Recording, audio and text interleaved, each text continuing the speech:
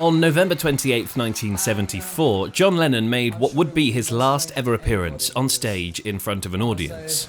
It's our great privilege, and your great privilege, to see and hear Mr. John Lennon.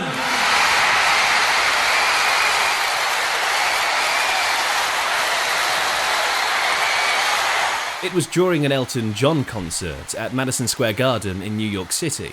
He sang 3 songs with Elton: Lucy in the Sky with Diamonds, I Saw Her Standing There, and the duet that Elton and Lennon recorded together, Whatever Gets You Through the Night. In fact, this song, Whatever Gets You Through the Night, was Lennon's only US #1 outside of the Beatles in his lifetime. Lennon had made a bet with Elton John. If the song reached #1, he'd perform with him at Madison Square Garden. And of course it did, so he honoured his word. The pair had become incredibly good friends, so when John Lennon was murdered in 1980, it deeply affected Elton John. Around a year later, he and Bernie Taupin wrote a tribute to Lennon called Empty Garden, Hey Hey Johnny. Now, this song has a fascinating story behind it. It reveals a lot about Elton John and John Lennon's relationship, and it's a song that Elton John repeatedly refused to perform live because of the emotion in it. So let's go through the full story, and if you love music history like me, make sure to subscribe and join our pack. Now, the pair first met in 1973. Elton had hit the big time 3 years earlier with his breakthrough track Your Song, and 1973 would see him release his #1 hit album Goodbye Yellow Brick Road.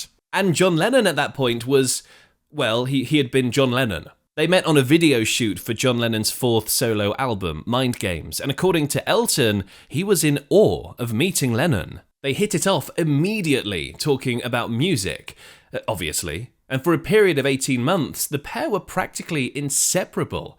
In 2020, for BBC Radio 2, Elton John spoke to John Lennon's son, Sean Ono Lennon. That was the kind of wonderful 2 or 3 year whirlwind romance we had, and it was such an important thing in my life. And it just really helped me. It gave me so much confidence. Your dad was as kind and as generous and sweet, and we just hit it off immediately. Elton also said we did a lot of naughty things together. As well as Whatever Gets You Through the Night, Lennon also contributed to Elton John's cover of Lucy in the Sky with Diamonds, which featured Lennon's One Day at a Time as the B-side. Now, after John Lennon performed with Elton John on stage, the pair would lose touch a little bit, but still remained great friends. In September 1980, when Elton played Central Park as part of a global tour he was on, he was able to catch up with Lennon. And this would be the last time they met. The tour moved on, crossing America, then heading down to Australia. John wrote in his memoir, Me, our plane had just landed in Melbourne when a stewardess's voice came over the loudspeaker, saying that the Elton John party couldn't disembark, we had to stay on board. It's strange, the moment they said it, my heart sank, I just knew it meant someone was dead. I couldn't believe it. It wasn't just the fact of his death, it was the brutality of how it happened. Other friends of mine had died young. First Mark Bolan in 1977 and then Keith Moon in 1978. But they hadn't died the way John had died. Mark had been killed in a car crash and Keith had basically died from an incurable case of being Keith Moon. They hadn't been murdered by a complete stranger. It was inconceivable. Elton organised a service in Melbourne as he wasn't able to leave Australia to attend John Lennon's memorial service. We organised a service at the cathedral in Melbourne at the same time as the service in New York. And we got up and we did it, and we sang hymns and we paid our tribute at the same time. Now, initially, Elton John had no plans to write a tribute song for John Lennon. He thought the idea of it would be clumsy. It wasn't until Bernie Taupin approached him with some lyrics about a year after Lennon's death that Elton changed his mind. About a year after, Bernie said, I'd really like to write a lyric about John, if you think that's a good idea. And I said I would love to, and I loved the lyric and I loved the song. And those lyrics are certainly special. Throughout the entire song, John Lennon is referred to as a gardener, tending to his garden, a metaphor for his work in music and beyond. And now that John Lennon was gone, the world had become an empty garden. Who lived here? He must have been a gardener that cared a lot, who weeded out the tears and grew a good crop. Elton John also revealed in 2007, while performing at Madison Square Garden, that the garden in the song also refers to the venue, the last place that John Lennon ever performed live, a place that now feels empty, now that John wasn't around. Taupin and John also make reference to Mark Chapman, John Lennon's murderer, as an insect. And now it all looks strange. It's funny how one insect can damage so much grain. And you really get a sense of Elton's sadness in this song. song, that he wishes somehow Lennon would come back. And we are so amazed, we're crippled and we're dazed. A gardener like that one no one can replace. And I've been knocking but no one answers. And I've been knocking most of the day. Oh, and I've been calling, oh hey hey Johnny, can't you come out to play?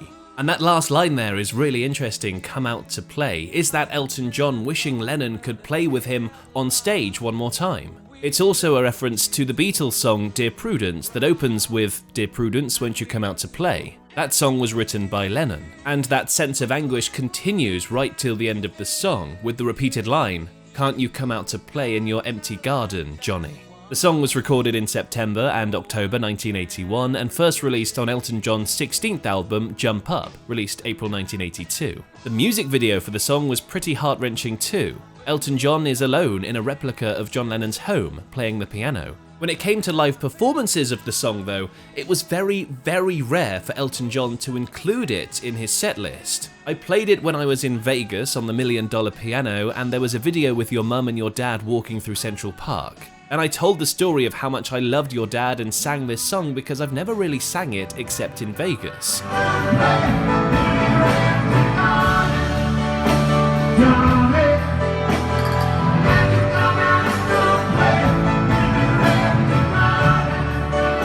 It's very hard for me to sing it. I get quite emotional singing that song and it moves me so much because it reminds me of how, God, if your dad was alive today, can you imagine what he'd be doing? He told Sean Ono Lennon in 2020. Now, it's really not like Elton John to refuse to perform a song live. In 2021, during his farewell tour, he was talking about Crocodile Rock and how much he hated performing that song live. It became a big hit and people loved to sing along with it, so who am I to say I'm not going to play it because I play to amuse and entertain people? But I have to say, when the last show is done at the end of the tour, I will never ever sing that song again. So the fact he rarely played Empty Garden live gives you an idea of just how much impact that song had on him. Now, interestingly, around the same time as the release of Empty Garden, Yoko Ono approached Elton John with something. Elton received an urgent call from her asking him to come to New York, so he hopped on a plane to see her. She told him about John Lennon's unfinished tapes that she had found, tapes he was working on just before he died.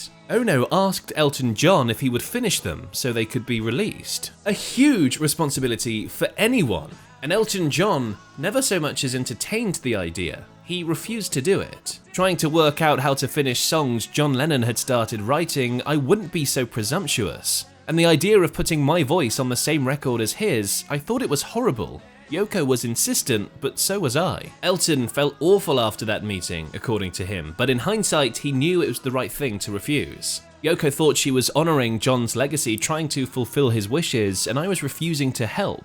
I knew I was right, but that didn't make it any less depressing. In the end, she put the songs out as they were, on an album called Milk and Honey. Of course, those tapes would find their way to Paul McCartney and the rest of the surviving Beatles, Ringo and George. Now, I've actually made a video outlining Paul McCartney's relationship, or feud, should I say, with Yoko Ono. It's a fascinating story. Click over there, watch that one next.